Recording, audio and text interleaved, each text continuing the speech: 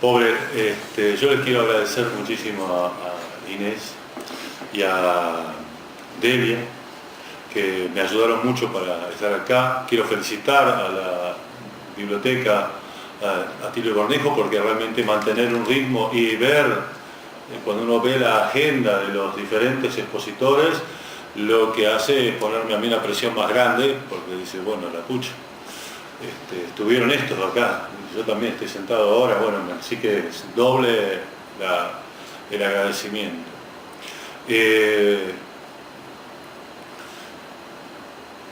Uno, digamos, cuando encara esto de organizar estas charlas,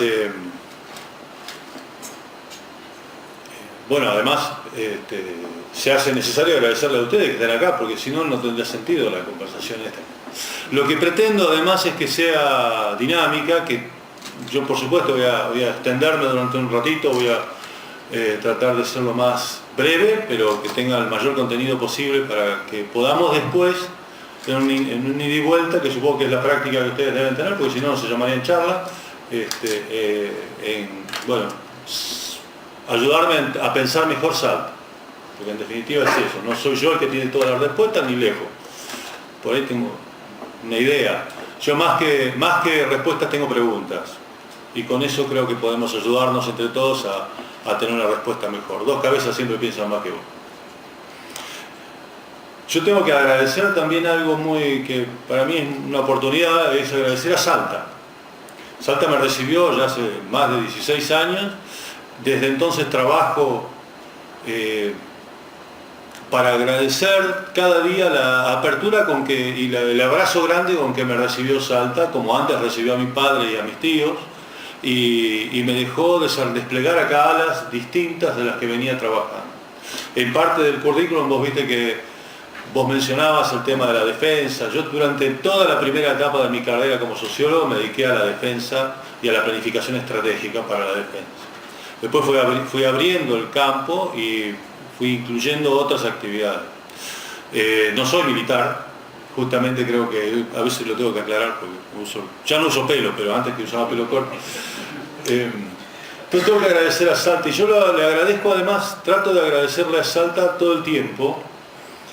Le agradezco trabajando con las comunidades, hace más de 15 años que trabaja con pueblos originarios, porque creo que hay que, bueno, siento que es una forma de agradecerle a la sociedad salteña. La otra es trabajando también, le agradezco cuidando el ambiente, he tenido una participación bastante relevante, creo yo, no sé si buena o mala, pero digamos ruidosa, con las temáticas de protección de bosques. Protegiendo también o incentivando la actividad industrial, porque Salta o es industrial o va a tener unos serios problemas, y que vamos a ver hoy.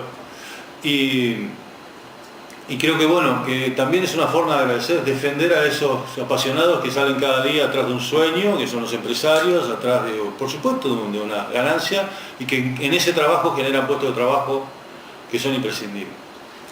Así que bueno, todo eso es, y hay un último punto que le tengo que agradecer a Salta, que es que me mostró a mi cuarto ídolo, digamos, cuarto ídolo o cuarto héroe para mí, porque a lo largo de mi vida yo, bueno, hay dos que uno no puede, sacando la familia, ¿no? Pero hay dos que uno en general le dice, bueno, ¿cuáles son los héroes tuyos? Bueno, San Martín y Belgrano están ahí, es casi un lugar común. Pero bueno, yo me crié en la Patagonia, y para mí el tercer héroe era el Perito Pascase Moreno, que nos dio la Patagonia entera, digamos, gracias a su esfuerzo. Y cuando llegué acá empecé a conocer a una persona que realmente está, digamos, subalternizada, que estudió mucho a Don Atilio, que es el Martín Miguel de Güemes, que realmente nos entrega a nosotros de Salta una nueva dimensión de lo que es la Argentina. Entonces, también ahí uno tiene que hacer, creo yo, y esto no es demagogia, son mis 4 referentes de la historia argentina, sin lugar a dudas. Entonces, bueno, en función de eso es que uno va todo el tiempo tratando de ver cómo pueden hacer cosas y Pensar Salta. Yo tengo un blog que se llama Pensando Salta, porque todos los días me surgen ideas. Voy a empezar por el final. Y el final empieza con una frase, con tres, digamos así, ideas fuerza. La primera es que si hacemos siempre lo mismo, es de necios suponer que vamos a conseguir resultados diferentes. Así que tengamos eso enfrente. La segunda es que desde hace mucho tiempo que en Salta, mucho tiempo, pueden elegir el gobierno que quieran para atrás. Salta, lamentablemente, es una de las tres provincias argentinas en que marca siempre indicadores malos en pobreza, en indigencia, en desnutrición, en mortalidad infantil.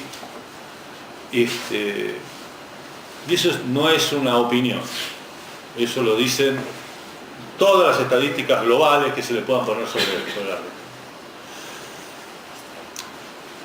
Y por otro lado, como además uno de los datos es que nosotros estamos muy atrasados desde el punto de vista económico, del desarrollo de la sociedad, tenemos que crecer más rápido que el resto del país si queremos alcanzar al país.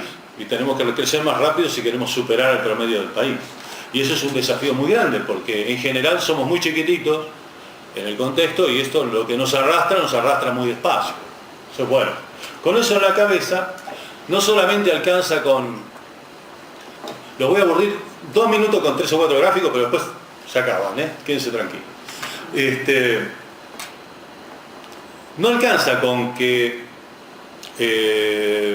luchemos con estas cosas, sino también hay un problema muy serio que es el de la desigualdad. Y Salta en eso también es malo, está mal, es un mal indicador que tiene. La desigualdad entre los que más tienen y los que menos tienen está por encima, es peor que en el resto del país. Este es el promedio de lo que se llama el índice de Gini, que mide una relación entre el decil superior de ingresos y el decil inferior. Es una ecuación y nos da así. Nosotros estamos en el triangulito rojo en ese año, más o menos. Parece poco, pero nos costó, fíjense que al recuperar ese indicador, para Argentina le costó al conjunto unos 7 años. Y nosotros en esos 7 años no mejoramos mucho. Así estamos parecidos. Esta es la realidad. Por eso es que en algunos barrios, algunas regiones de la provincia, yo tengo la suerte de haber recorrido casi toda la provincia. Tengo un par de lugares que todavía no he podido ir y que me da vergüenza. Pero bueno, esto es acá en el Chaco salteño, cuando uno tiene ese como el decil inferior, es fácil ver que el índice de Gini tiene que dar mal. Es una foto, no es del mismo pueblo, es otro pueblo al lado seguramente, no me acuerdo ahora. Y acá ustedes pueden ver 4 señoras con 4 guaguas. ¿Sí? Alguna de pecho, otros más chiquitos, qué sé yo. La edad promedio de esas señoras tienen 30 años. Estas son las cosas que a veces yo les dejo picando a ver si lo reflexionamos juntos, ¿no? La edad promedio de estas personas es de 30 años. Y si pensamos que su primera menstruación la tuvieron a los 15, por ser generosos, digamos, tenemos ya 15 embarazos en el camino, pero vemos 4 guaguas. ¿Dónde están las otras 56? Entonces, ¿se entiende lo que estoy? Sí. Bien. Yo sé que es duro, pero si no hablamos con la verdad, volvemos a mentirnos todos los días y viva la pepa, digamos. Entonces, esto es un poco el juego, ¿no? Argentina crece, sí crece, pero crece, digamos así, soy optimista. Es uno de mis defectos, dicen algunos. Y Salta tendría que crecer así. De hoy, que tenemos esta diferencia que hay entre la Argentina y nosotros, tenemos que ir creciéndolo para que pasado mañana, algún día, nos acerquemos por lo menos a eso que nos indica que tenemos un estándar de vida y ojalá el índice de Gini también se parezca y la desigualdad no sea tan grande a esta situación. Vuelvo a las frases del principio. Si hacemos siempre lo mismo, es de necios pensar que vamos a tener resultados distintos. Si Salta, como vimos recién, lo reforzamos, tenemos esos problemas. Y tenemos que crecer por encima. Esto es simplemente Salta. Muchos de ustedes son más jóvenes que yo todas, pero a algunos les tocó como a mí cuando era joven, cuando era niño, tener que dibujar con plumín, ¿se acuerdan? Con tinta china y plumín, bueno, y dibujamos Salta, cómo costaba dibujar las islas de Chiloé, de Chile, todo eso era un libro. Salta por suerte ahora está internet, tenemos Google y que nos da un montón de información, y tenemos el Google Earth que nos da. Ustedes pueden ver Salta más o menos dibujada, si llegan, las rayas son muy finitas, pero claramente Salta se divide en dos espacios de dos colores distintos, el verde y el marrón, ¿sí? El marrón agarra los valles hacia el oeste, el verde agarra de los valles hacia el este. Ahí también tenemos dos colores de verde, el marrón es bastante parejo, pero dos colores de verde. Y ese color de verde depende de la humedad. Tenemos una zona bien al este que es zona del Chaco, donde la humedad llega a los 900 milímetros de precipitaciones anuales, como mucho, digamos 800 es un lindo número, y en general al este tenemos alrededor 600, 500, realmente es poca agua para producir agricultura. Acuérdense que vamos a hablar de campo, empezamos con campo. ¿Por qué sucede esto? Sucede porque en esa línea vertical bien verde hay una cordillera que frena la corriente de viento que viene de la Amazonía, que viene juntando humedad de todos los árboles que transpiran y de todos los cursos de agua que evaporan, y los viene trayendo hasta acá, se encuentra con una barrera de 5.000 metros y ahí deposita el agua. La mayor parte del agua cae ahí. Sin embargo, un poquito de nubes que pasan por arriba, que la rodean o que están más altas, pasan y se encuentran con la segunda barrera de montañas, y ahí es donde cae el agua hacia los valles cachaquíes, hacia la quebrada Humahuaca. Entonces tenemos esas dos áreas, los valles y la zona más húmeda, que marcó y va a seguir marcando la historia económica, agrícola y ganadera de la provincia de Salta. Esto es todo. Donde no hay agua, como decía mi padre, dice, el problema del agua. Íbamos por la Patagonia, no había nada. Dice, el problema del agua, me decía así con la sencilla. Bueno, ¿se acuerdan? Los que hemos viajado a Chile, vimos que del otro lado de Chile el desierto es peor. ¿Por qué es peor el desierto? Porque esta segunda barrera no dejó pasar nada para ellos. Un amigo hotelero me contaba que venían los chilenos en verano a ver llover. Y se metían en la pileta con un vaso de whisky y lo miraban a él y ¿cuándo llueve?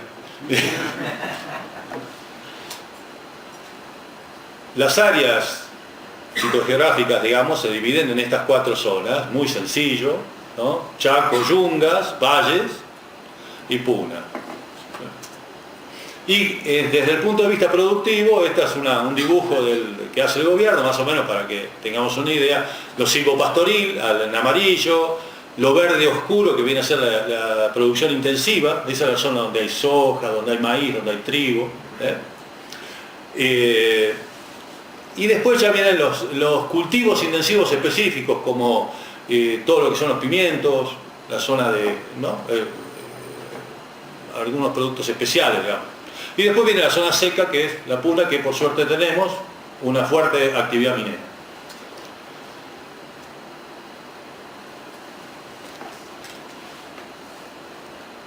Argentina durante los últimos años tuvo una política ganadera muy complicada, y eso se superpuso además en Salta con 3 años, 2012 al 2014, de una sequía tremenda que nos diezmó ¿cómo se llama? Los rodeos de ganado. Pero bueno, nosotros tenemos acá, Argentina perdió más o menos 12 millones de cabezas de ganado entre el 2007 y el 2011, y ahora después lo empezó a recuperar un poco, pero eso fue por otra causa, y es que acá ven la superficie sembrada. Ven que sube la superficie sembrada de trigo, sembrada de soja, y esto acompaña los altos precios de la soja, es decir, que la soja fue empujando a los ganaderos a vender el ganado y plantar soja, porque les daba más plata. Así fue como también durante todo este periodo se produjo el cierre de muchos tambos. Pero no era una cuestión de que la leche no daba plata, no solamente, digamos, no daba tanto como la soja. Entonces ahí es donde tenemos que empezar a ver que esto es un sistema de tira y afloje entre diferentes actividades productivas sobre un mismo espacio geográfico. El espacio geográfico no lo podemos estirar, es ese, el que tenemos. Salvo en Salta, Santiago, Chaco y Formosa, donde sí podemos estirarlo, y se estira a través de la eliminación de bosque para transformarlo en actividad productiva ganadera o sojera. Les decía recién, yo trabajé en el tema del ordenamiento territorial, los bosques, el cuidado, y la verdad es que cuando mirábamos cuánta más tierra disponible para soja quedaba, es muy poca, porque la soja tiene una demanda de agua determinada, y a menos que la riegues, no te puedes ir a la zona de los 600 milímetros, es un tiempo donde vos tenés un año bueno y 2 malos. Y hay que aguantar ese. Entonces es mejor en esos lugares tener otro tipo de actividad. Pero fundamentalmente a mí me interesaba ver que la baja de uno acompañaba el crecimiento del otro y que no hay que comerse tanto discurso que hay medio raro. Lo mismo pasa acá, superficie sembrada, fíjense, desde el 81 al 2013 cómo aumentó la superficie sembrada de soja en Argentina. Pasamos a más de 20 millones de hectáreas sembradas y hoy tenemos bastante más. Ahora fíjense que hay si ustedes van a ver estadísticas del último año, van a encontrar que el maíz le está ganando la superficie a la soja por una cuestión de precio. Y vuelvo al tema de los tironeos. En Salta, en la ganadería de bovinos en Salta, en 2008 eran de 968.000 y pico de cabezas de ganado. En 2015, después de esa sequía, apenas había crecido 100.000 cabezas. Pero había subido a pesar de que a nivel nacional había caído.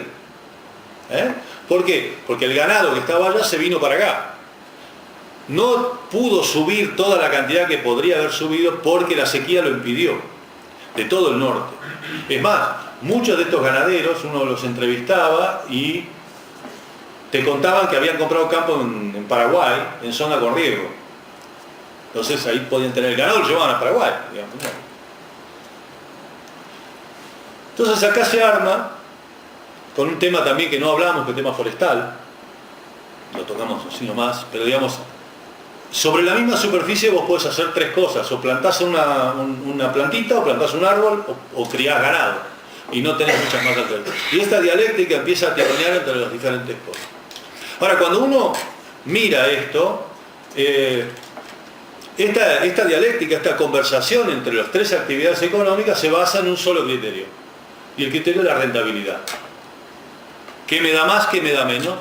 Y en función de eso, por supuesto, hay unos cálculos de inversión, porque no es lo mismo plantar un árbol que voy a tener en 15 años la rentabilidad, el ingreso, que una vaca que va a tardar 1 año y medio, 2 años, 3 años en tener, no la plantemos la vaca, digamos, criar la vaca, o una soja que tiene 6 meses yo tengo la producción. Entonces ahí hay un montón de correlatos, digamos, financieros que ayudan a calcular esto. Pero el problema es que en este espacio del que estábamos hablando recién, fundamentalmente en Salta se trata del Chaco, el problema más serio, porque el otro es muy alto, no solamente hay ganadería, agricultura y forestación. ¿Qué más tenemos ahí? Población y ambiente. En esos lugares hay gente. No está vacío. En estos lugares hay gente. Entonces, cuando empezamos a trabajar sobre la problemática productiva de la ganadería, de la agricultura y de la forestación y empezamos a mirar la rentabilidad no, si lo pasamos para atrás, a ver, dice, la rentabilidad económica se mide la tasa de evolución producida de un beneficio económico respecto del capital total, anterior a los intereses de impuestos. Es un concepto cuantitativo. Volvamos para él. Ahora, ¿qué sucede? ¿Alcanza con eso para evaluar? No. Entonces tenemos que tener una rentabilidad económica, social y ambiental. Si no contemplamos los impactos que tiene una actividad económica determinada, pura, en el ambiente y la gente, estamos tal vez produciendo un daño más grande que el que creemos. En todo caso, en la ecuación económica, ya en muchas partes del mundo se está empezando a contemplar esto.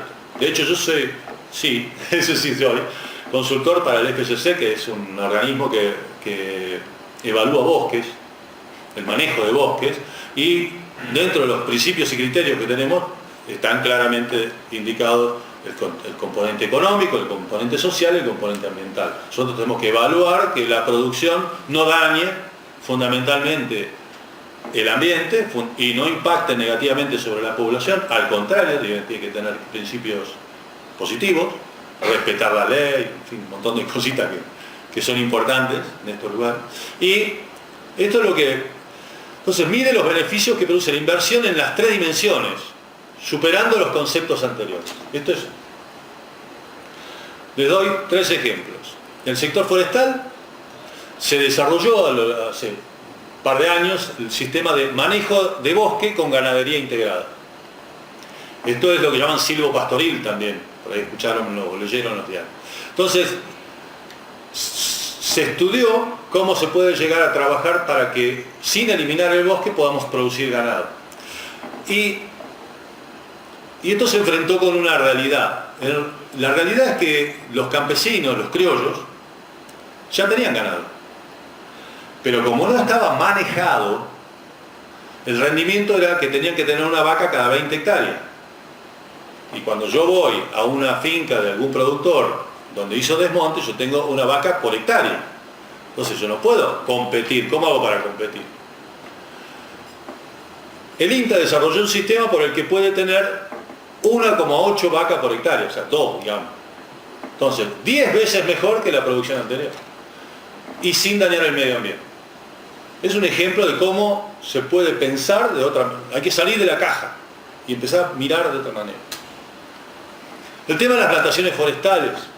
Las plantaciones forestales compiten exactamente en la misma franja de producción que la soja. Entonces es muy difícil. Es muy difícil que vos plantes árboles que vas a cobrar dentro de 20 años o 15, aunque ganes más dentro de 15, financieramente no lo puedes bancar. Entonces, el problema es que nosotros cada 1000 hectáreas de soja tenemos 2 empleados. Y cada 1000 hectáreas de plantación tenemos 80 personas. Casi 100, es casi 10 veces más. Entonces, cuando vos tenés una región como la región de Tartagal, de Orán, de Pichanal, donde tenés la problemática del desempleo es muy fuerte, y donde vos lo que ves es que si no hay trabajo la gente va a migrar. ¿Y a dónde va a migrar? A donde pueda conseguir trabajo. ¿A dónde puede conseguir trabajo? ¿Cree que puede conseguir trabajo? Salta capital. Y bueno, esa es la realidad, ¿no? La Salta capital crece y crece y crece y bueno, y no crece vacía.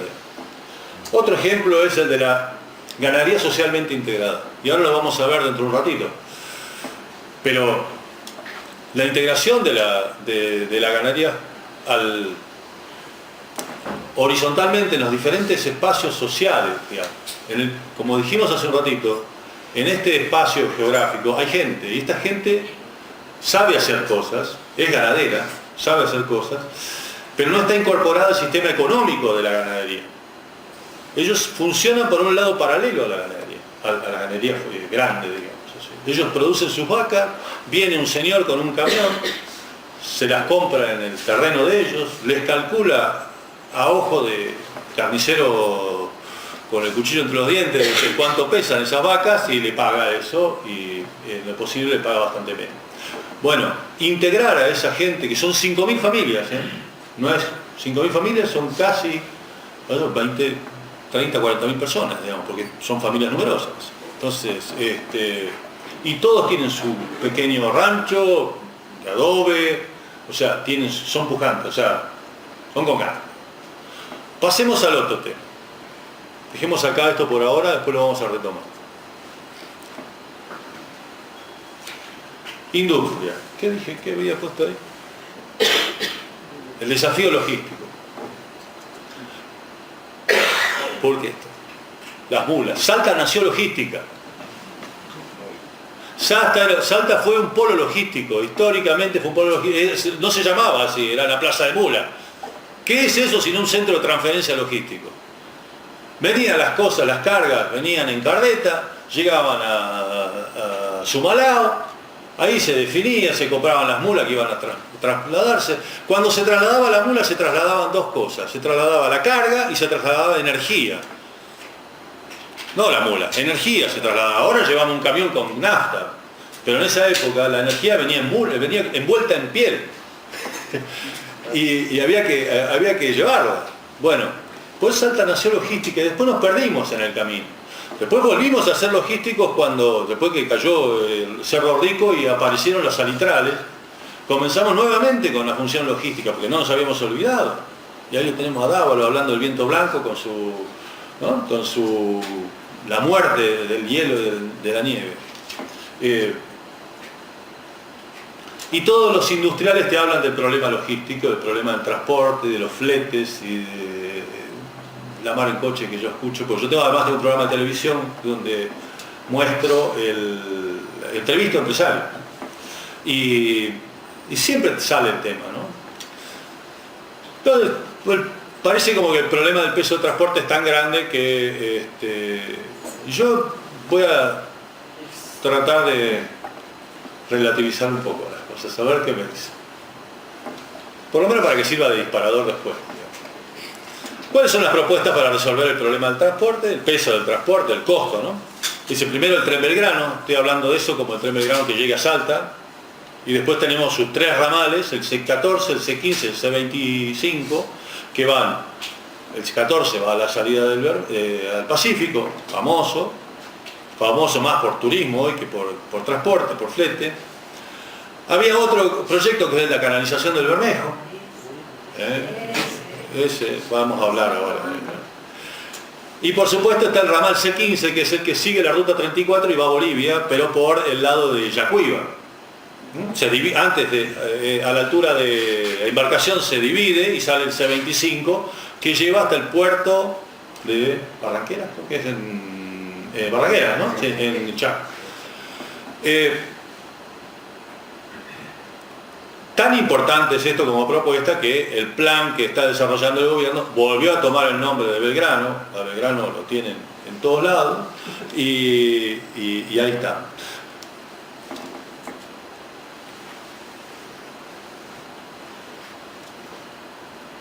Salta se encuentra en esta disyuntiva. Ahí tenemos la posición de Salta, está en el medio donde nacen las tres flechas. Y ahí hay dos curvas que se cruzan así. El punto de indiferencia que hay es la distancia, ese es el punto de equidistancia entre la línea gruesa, es el puerto de Buenos Aires, o la ciudad de Buenos Aires y Salta. Todos los puntos que están adentro de la curva cóncava hacia Buenos Aires están a la misma distancia que la otra curva gorda hacia Salta. Por lo tanto, La Rioja, Catamarca, Tucumán, parte de Córdoba, Jujuy entero, parte de Formosa, Chaco y Santiago, casi todo Chaco y Santiago, están más cerca de Salta que de Buenos Aires, bastante más cerca. La línea finita, la puse finita porque es la del puerto de Rosario, que para nosotros es muy importante porque es a donde van todos los porotos. Porotos no, la soja, ¿no? Porotos van derecho por la raya verde gorda que quiere ir para Brasil rápidamente.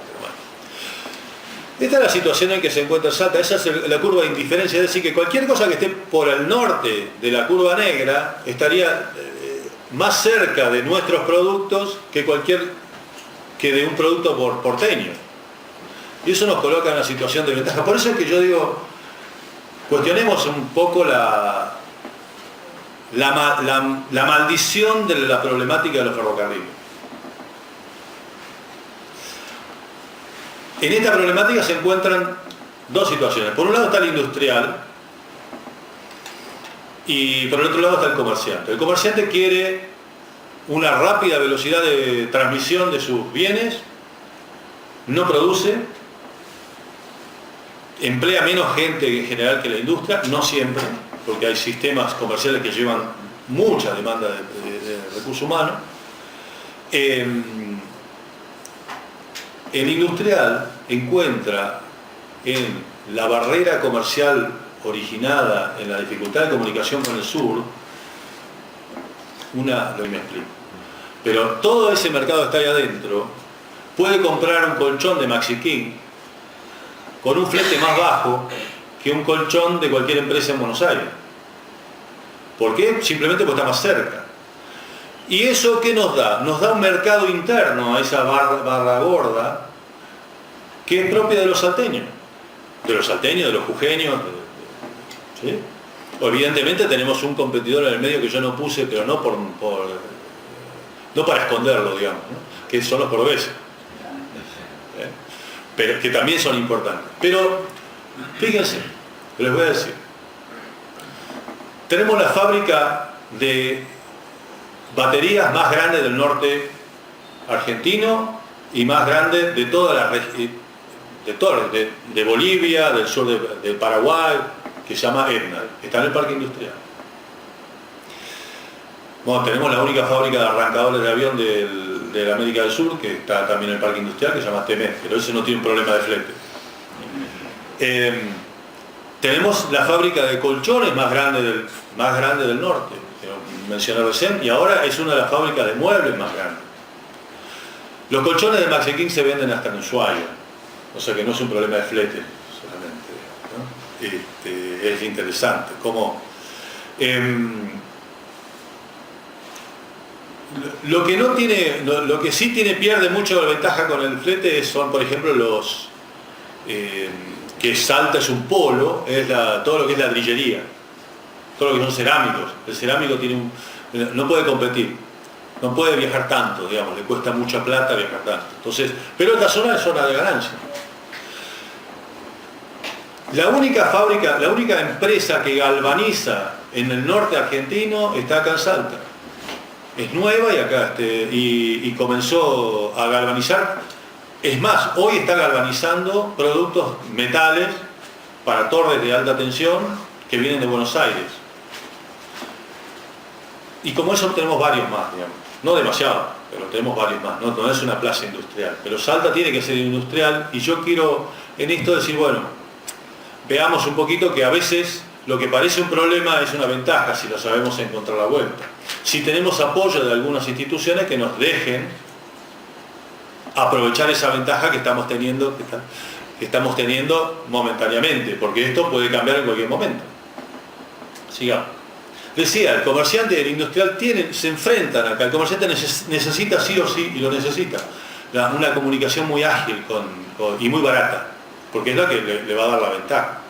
El industrial no necesita tanta, para poder conservar el mercado interno que él tiene atrapado, necesita poder defenderse, y esta barrera es una barrera que le ayuda. No es determinante, pero lo ayuda. El desafío logístico de Salta es es cómo combinamos todo eso: autos, camiones, camionetas, trenes, aviones. Es un rompecabezas. Es un rompecabezas que necesita cabezas, gente pensando.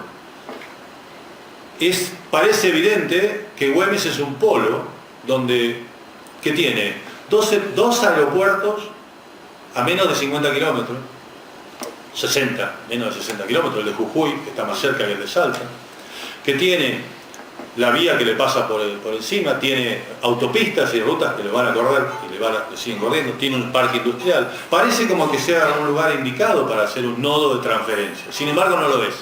No hay transferencia.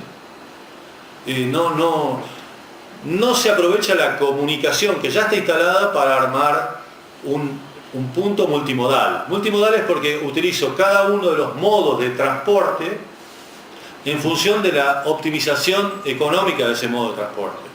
Por ejemplo, yo tengo que sacar el grano de un campo, no lo saco en tren. Llevo en camiones hasta el tren más cercano y lo saco en tren desde la terminal de la estación. Pero no me preocupo por llevar el tren hasta el campo. Tengo que traer mercadería a Salta. Lo que realmente Salta capital debería hacer es tener una playa de transferencia, que se habla mucho pero se hace poco, y que ingresen a la ciudad de Salta vehículos pequeños que se puedan mover. Nosotros tenemos una ciudad antigua con un problema de suelos muy grande que nos complica muchísimo mantener la red urbana, se rompe toda, como vemos nosotros que estamos esquivando los baches todo el tiempo. Y eso es una combinación de sobrecarga y de suelo, un suelo particular, digamos. Eso lo puede decir muy bien Ricardo Alonso. Pero esto es un rompecabezas. Lo dejo como instalado la idea del rompecabezas de que hace falta gente que actúe sobre él. Otra temática para la industrialización son los parques industriales. Ah, lindo tema ese, porque los parques industriales tienen más prensa que, no sé, y acá me falta uno que ahora se los voy a comentar, que es el que más me gusta, el parque industrial. Los que hablan son el de Salta, el de Güemes y el de General Mosconi. El de General Mosconi, yo voy seguido al norte, quedó como un resabio de lo que era el parque de servicios para YPF y algunas otras empresas en una época en que YPF era muy grande. No han incorporado nada el parque industrial Mosconi, pero funciona como un parque industrial.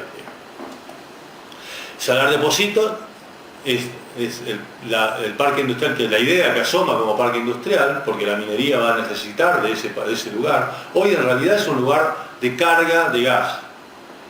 Ahí llegan los camiones con unos tubos y ahí llega la punta del gas, ahí cargan y esos tubos de gas se los llevan a una minera. Es lo único que hace hoy. Pero bueno, está ahí, es más que el resto.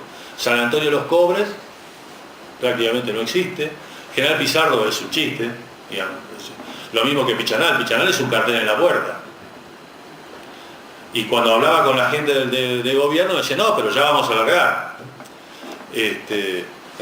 No arranca. Y con las condiciones actuales me parece que va a ser mucho. Rosario de la Frontera son fantasmas. A mí no le decía recién, el que más me motiva casi para reírme es el Parque Tecnológico de Salta. Que cuando lo construyeron, lo firmaron como parque tecnológico, en el escrito dice que es un parque tecnológico virtual. Es decir, que virtualmente nadie sabe dónde está, virtualmente nadie tiene la menor idea quién trabaja en el parque industrial, virtualmente no existe, realmente no existe. Y es una tristeza porque nos mienten con esas cosas. Son declaraciones pero para la prensa. Y firmaron un acta, fundaciones, en las universidades de donde se te ocurra, digamos. Lamentablemente no las tenemos. Hay un concepto muy interesante que desarrolló Michael Porter hace muchos años, ya en la década del 80, que se llama el de los clústeres. Clústeres son aglomerados. Un clúster sale de... Bueno, yo lo conocí justamente de las rocas, clúster, que son esas rocas que tienen parece lisa, pero adentro hay piedritas, ¿no? Es reunir en un lugar empresas que tengan la misma característica, de manera de fortalecer, hacer sinergia entre las diferentes empresas. Es decir, si yo tengo un parque industrial metalmecánico, es muy probable que pueda tener buenos soldadores, que pueda tener buenos dobladores de chapa, en fin, buenos electricistas para lo que corresponda. Cuando vos tenés un parque industrial que tiene de todo, bueno, todos sabemos, uno se especializa en algo justamente por esa necesidad. El concepto de clúster es fundamental. Nosotros trabajamos cuando creamos la Agencia Forestal Industrial en la creación del clúster forestal industrial del norte, que tenía como había una puja ahí muy grande entre dos lugares, que es Tartagal y Orán, bueno, se dividió en dos espacios. A nosotros no nos gustaba, yo prefería que se concentrara todo en Pichanal o en Embarcación, que era un lugar medio equidistante, pero bueno, ganaron los empresarios y me parece bien porque son los que se mueven todos los días, los que invierten, los que arriesgan, entonces. Pero la noción de clúster es central. Michael Porter vio cómo analizó, el clásico de él es el de la industria de las cerámicas en Italia, y mostraba cómo el hecho de que se hayan ido confluyendo hacia ciertos valles y acercarse estos valles a trabajar entre sí, le dieron una ventaja competitiva que hicieron de las cerámicas italianas las mejores del mundo. Silicon Valley, en California, es algo parecido. Es el lugar donde están todas las empresas, o muchas empresas, de informática. Tenemos este es otro concepto que está dando vuelta y hay que trabajarlo y hay que pensar cómo Salta va a utilizarlo, y lo dejo picando, como dejé picando tantas cosas, espero que después estén picando cuando vuelva. La industria también tiene esto que a mí me gusta, vive en esta tensión. ¿Se lee? Sí, perfecto. Hay una tensión permanente en la industria y me parece que es bueno, porque adentro de esta tensión, como si fuera un núcleo de una central atómica, está la empresa.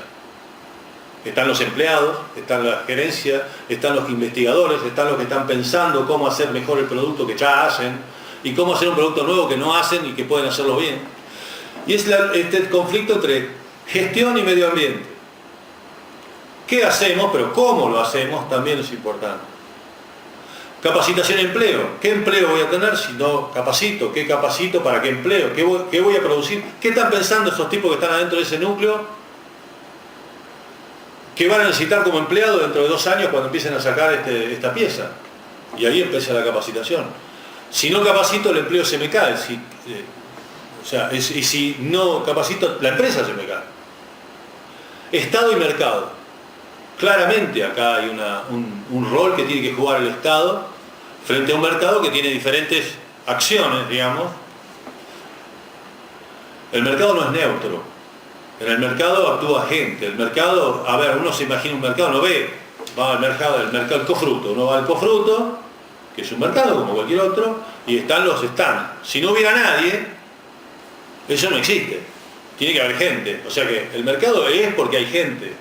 Es porque hay opiniones, es porque hay ideas, es porque hay intereses que hacen que el mercado funcione de cierta manera. El mercado funciona en función de conocimiento, de saber, de información. No hay mercado sin información. Información de precios, de cuánto va a valer la acción de Pepe mañana, a si la vendo o si la compro.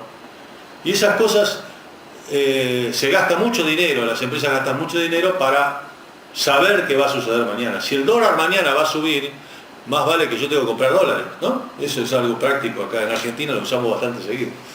Pero el problema es saber. Ahí es donde el Estado y el mercado tienen que... acá nosotros no los vemos en las películas nuestras, pero en las películas norteamericanas uno ve claramente cómo hay una injerencia, un control, hay organismos de control. Dice, esta maniobra, ¿cómo fue hecho? ¿Qué información tenía clasificada que los demás no tenían? Porque eso no se puede hacer. Y tecnología y desarrollo, no va a haber desarrollo sin tecnología. Por supuesto que todo esto se entrevera. Y estos ejes que yo pongo como antagonismos me sirven simplemente porque yo creo que son antagónicos entre sí, digamos, se pelean entre sí, tironean de un lado al otro, pero si no están juntos al mismo tiempo, como esos átomos que, bueno, sí, se quiere ir el electrón, pero el núcleo lo trae, ¿no? De esa misma manera funcionan estos duplos. Volvamos ahora, campo, industria y sociedad, se llamaba la conferencia. Entonces, en Salta, si hay un sociólogo acá me va a matar, porque estoy simplificando a un punto, o sea, yo no me voy a suicidar, porque digamos sería eso, pero estoy simplificando muchísimo, pero después de recorrer bastante la provincia, yo diría que puedo decir que hay estos 4 grandes grupos. Yo les decía, tenemos campesinos criollos, hablábamos hace un rato, un censo que se hizo habla de 5.000, una cuenta que yo hice me da bastante más, porque el censo eso es de campesinos criollos que viven en el campo.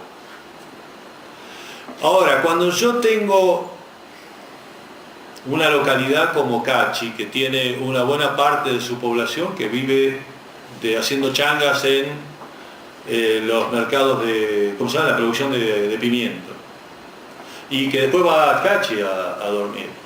¿Ese es campesino o no es campesino? Es una pregunta, digamos, es una definición. Los sociólogos nos encanta hacer preguntas y poner clasificaciones. Bueno, cuando uno empieza a evaluar Cachi es grande, pero hay pueblos más chicos, Dragones, Hickman, hay San Andrés, Los Naranjos, esa gente, ¿de qué? ¿Es campesina o no es campesina? Bueno, los campesinos criollos en todo caso acá lo he limitado a la gente que trabaja en el campo y vive en el campo. Tenemos pueblos originarios, hicimos el relevamiento de todos los pueblos originarios de la provincia de Salta, con 2 fundaciones, mi fundación, Integración Regional, y Proyunga, justamente con la que había trabajado antes. 475 pueblos originarios, comunidades en la provincia de Salta, y la foto que yo les mostré recién forman parte de un conjunto de 8 pueblos que yo no conocía, que fui a ver el otro día. Acabamos de imprimir el mapa, me sale un viaje, me encontré con 8 pueblos, 8 comunidades, no pueblos, 8 comunidades, que nunca había visto.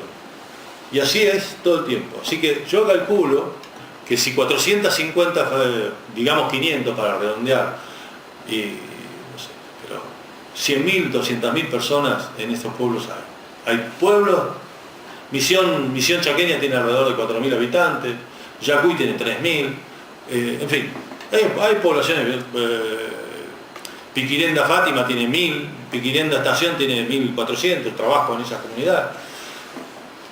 Son muchos. Después tenemos la población urbana periférica y la clase media y alta. Y son 4 segmentos que yo estoy diferenciando porque arrancan de posiciones diferentes. Entonces, acá tenemos pueblos originarios. Dicen, alto componente de población rural. Si bien hay muchos que también son urbanos, los que completan este cuadro, ¿sí?, son rurales. Tienen necesidades básicas insatisfechas, tienen un acceso a servicios básicos muy limitado, muchísimos no tienen ningún servicio básico. El acceso a vivienda es en muchos casos lo que vimos hace un ratito en la foto. Acceso a la educación y a la salud en algunos casos es inalcanzable, con lo cual queda también a consideración, y esto, que por ejemplo, si la madre de los chicos que vimos recién, de los otros 60 que no estaban, digamos, no manda a los chicos al colegio, no tiene la asignación universal tampoco, ¿sí? Acuérdense que esto tiene que estar de la mano, digamos, no va al centro de salud, porque entonces tampoco tiene la asignación, o sea que quedan afuera del sistema. Y el acceso al empleo es muy bajo, mayoritariamente son chancas. Esto es en cuanto a esto. Pues los campesinos es una población parecida, población rural por definición, porque lo dijimos recién. Tienen necesidades básicas insatisfechas, no tienen agua potable casi en ningún caso. El acceso a servicios básicos es muy limitado, pero extremadamente limitado. Tienen luz muchas veces, porque llegan, lo llevan, pero la mayor parte de las veces no. La vivienda es propia y precaria, generalmente de adobe. Tienen acceso a la educación porque se encargan de llevar a los chicos hay escuelas. Una característica de Argentina es que vos das vuelta al cerro y te encontrás con una banderita de una escuela o de un centro de salud, y eso, saludo 1, saludo 2, es lo mejor que hemos hecho en la historia del país. Y el acceso al empleo es el autoempleo. Ellos tienen ganado, lo cuidan, lo crían, y como les decía, tratan de venderlo de esa manera. La población urbana tiene necesidades básicas insatisfechas. Acá a 10 minutos del centro de la ciudad no hay agua potable en muchas viviendas, muchos barrios. Por eso el acceso a servicios básicos limitados, muchas viviendas precarias, acceso a la educación y salud aceptable, aunque condicionada por la distancia, por los ingresos, porque son centros de salud que están muy caídos. El acceso al empleo muy bajo, mayoritariamente son changas en actividades urbanas como la construcción, el mantenimiento de jardines y otras cosas. Y por supuesto la clase media y alta, que se confunde con cualquier clase media y alta de cualquier ciudad. ¿Por qué hago esta distinción que parece que es obvia para... Bueno, acá hay unas características más. Porque de acá vamos a arrancar. Este es el punto de partida. Entonces, se percibe una fuerte atadura a la cultura tradicional. Todo el mundo, o sea, todo esto de que estamos hablando al principio está presente. Hay una cultura tradicional arraigada que se ve en la fiesta de Güemes, no en el desfile de los primeros que pasan, sino los que vienen después. Después se ve también en la fiesta del Señor y la Virgen del Milagro, que es una cosa de otro nivel. Se conserva así una importante impronta de clases. Las clases están clavadas. Hay una deferencia de las clases bajas hacia el señor, hasta el patrón o las patronas. Los últimos años hemos visto un muy alto nivel de violencia de género, llegando al femicidio. No es una cuestión menor, creo que es un rasgo que aparece con fuerza y que va a seguir con fuerza a menos que hagamos algo. Y después hay una característica, yo vengo viendo, yo ya vivo acá, formo parte de esta migración sureña, pero digamos yo la vengo viviendo, sintiendo más fuerte. Está cambiando la fisonomía social de la... Hay mucha gente que no duerme siesta. Y cuando uno le pregunta que son de Córdoba, uno de Buenos Aires, otro no, no sé si les ha pasado. Y que hay un cambio fisonómico, o sea, las actitudes y van cambiando. Y ahí llegamos así a una salta posible. Y una salta posible es una salta que tiene que tener equidad social, equidad de género. Tenemos que luchar por eso, no está. Eso es lo que no tenemos, ¿no? Una equidad geográfica, no es lo mismo vivir o nacer en Rivadavia, Banda Sur, donde los chanchos se pelean por los restos de la faena de ganado en el matadero, con los perros se pelean, que nacer acá y tener frigorífico Bermejo al alcance de la mano. Equidad política, porque no vale lo mismo el voto de un ciudadano en la ciudad, esto es inverso, en la ciudad de Salta, que el voto del ciudadano en otro lado. Y equidad económica. Lo puso al final a propósito, porque yo creo que si no tenemos las otras equidades, la económica, que es central, porque no hay independencia, me dice mi esposa, siempre sin independencia económica. Bueno, del análisis anterior, dices, Salta es posible con una educación necesaria. Y la educación necesaria tiene que tomar en cuenta algo que vimos en eso de los 4 cuadraditos. Nosotros partimos de lugares distintos. La población, si queremos llegar a un objetivo, tenemos que pensar que arrancamos de lugares diferentes. No es el mismo camino el que hace un aborigen en Misión Chaqueña que el que hace mi hijo acá en la ciudad de Salta. Es otro recorrido, porque el punto de partida es distinto. Y no podemos pretender que la educación sea igual. No alcanza, para mí, no alcanza con la incorporación de maestros bilingües. Creo que es un paso adelante, central. Es muy impresionante ir a algunas comunidades donde el maestro... yo al principio trabajaba mucho con la gente, con los collas. Los collas perdieron el quechua de la aymara, no hablan español. Entonces, desde el primer día que yo fui ahí, me decían, no, pero usted haga algo, don Freddy, a ver si podemos traer un maestro bilingüe.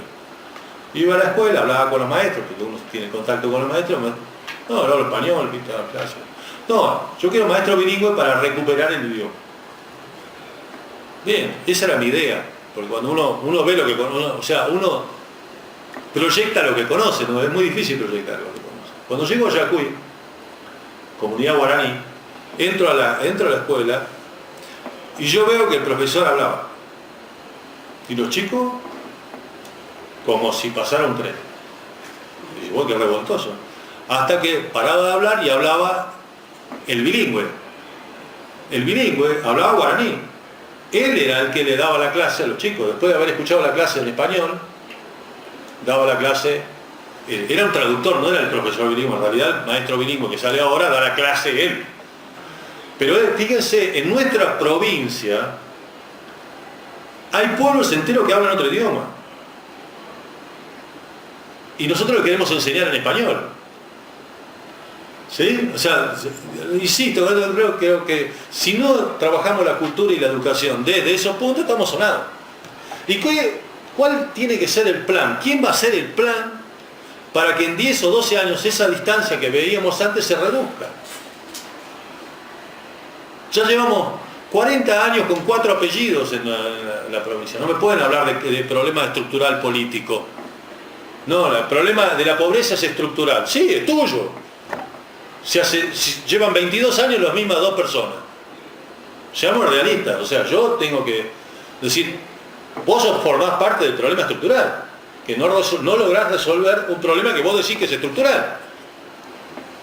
Algo hay que hacer. Evidentemente, como les dije al principio, si hacemos siempre lo mismo, es de necios pensar que vamos a tener un resultado diferente.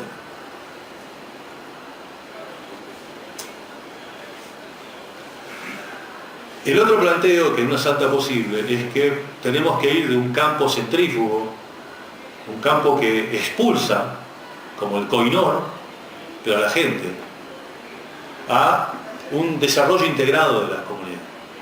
Tenemos que lograr que toda esa población, que es muchísima, que vive en nuestro campo, en nuestra tierra, y que produce, se integre a un sistema comercial con criterios comerciales reales para salir del esquema. Ahora les doy un ejemplo concreto. Yo, en la comunidad de guaraní de Piquirenda Fátima, tenemos, yo hace muchos años que trabajo ahí, ya debe ser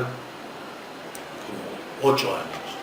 Empecé con un proyecto de apicultura y después empezamos a trabajar con una idea, como tenía mucho mango y mucho cítrico, dije, pero ¿por qué no ponemos una fábrica de mermelada?